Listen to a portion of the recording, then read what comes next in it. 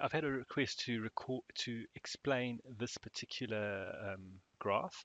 In order to do so, I need to provide a bit of background, which I'll do now. What we're looking at is capital structure decisions, which is really looking at how much debt and how much equity do we have, or put differently, the level of gearing in our organization. Now, there's a theory that there may be an optimal capital structure for an organization, which is an optimal mix of debt and equity that will minimize the overall weighted average cost of capital. Now, there are two factors or forces that we need to take into consideration.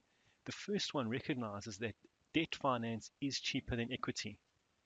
So as an organization increases its level of debt, this should reduce the overall weighted average cost of capital. However, the second force or the second factor we need to bear in mind is the cost of equity.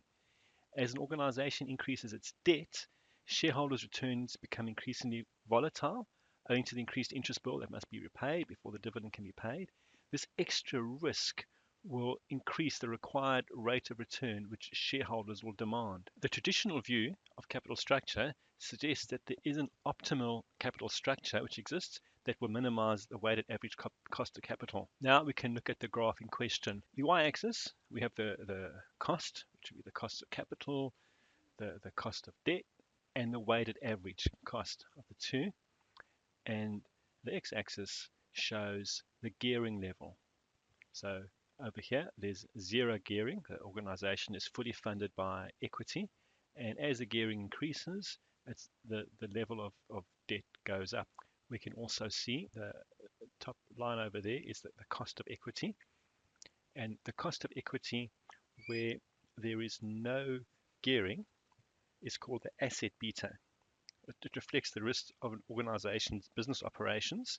It does not take into account any finance risk caused by the level of gearing. So the cost of equity is calculated at this point here with no gearing using the asset beta. But as you can see, as the level of gearing goes up, so does the cost of equity. The reason why it's going up is that shareholders are demanding a higher return because of the increased risk as a result of the higher gearing. The beta used in order to calculate the cost of equity, gearing is included as well, is called the equity beta or the levered beta.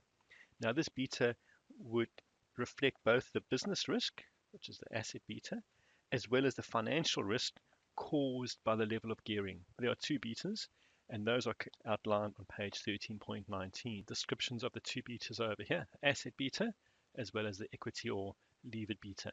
Remember, the levered beta incorporates both the business risk as well as the financial risk caused by the level of gearing. This line over here represents the cost of debt. It's pretty constant because that's pretty much the interest rate we would pay if we take out a loan.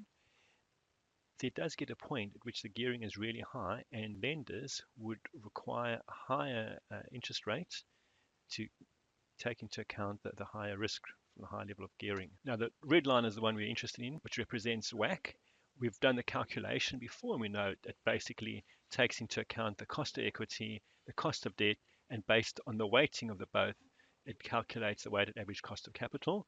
We also, in calculating the weighted average cost of capital, we take into account the tax benefit on the debt. The reason why the graph is going down, i.e. the weighted average cost of capital is going down, because as you put more debt into the equation, debt has a lower cost, which brings down the weighted average cost. But at some point it starts going up because shareholders are requiring a higher and higher return as a result of the higher gearing. So this is the point at which we have what's called the optimal capital structure, where the weighted average cost of capital is at its lowest. So this would give us a percentage of gearing, say it's 40%. We would therefore have our debt at 40%. Now there are different views on capital structure, so we'll have a quick look at the view of Mogliano and Miller. They came out in 1958 with the view that gearing is irrelevant. After some criticism, Mogliano and Miller came back and said, actually, we haven't taken into account the tax shield, and the weighted average cost of capital actually does come down with the level of gearing, because the higher level of gearing, the higher debt, and the bigger the tax shield.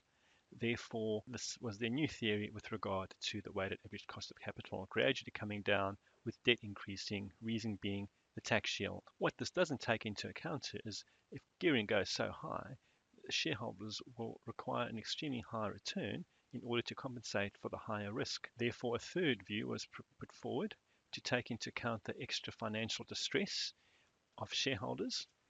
And you can see now the weighted average cost of capital is going up instead of that straight line going downwards. And the reason why it's going up there is because of the distress of the extra risk and the resultant higher return which shareholders would require. Now, this compromise view is effectively similar to what we had on top, the traditional view, which gives us an optimum capital structure.